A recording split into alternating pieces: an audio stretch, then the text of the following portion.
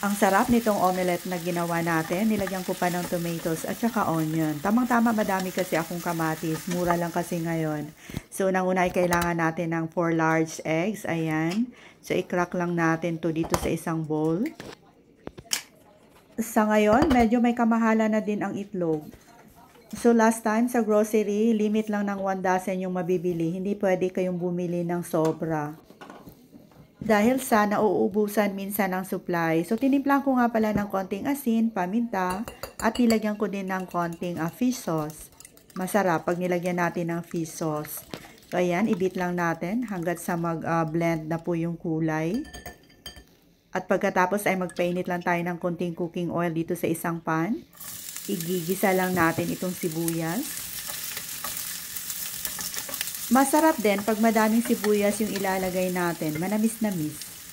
At isunod na natin ilagay itong nahiwa-hiwa nating kamatis. 2 malaking kamatis po yung nilagay natin dito. Sulutuin lang natin, timplahan ng konting asin kung kinakailangan. At pagkatapos ay isunod na natin ilagay itong ating spring onions. Try nyo din lagyan itong spring onions. Naku, ang sarap. So, spread lang natin. At pagkatapos nito ay ibuhos na natin yung ating naibit na egg.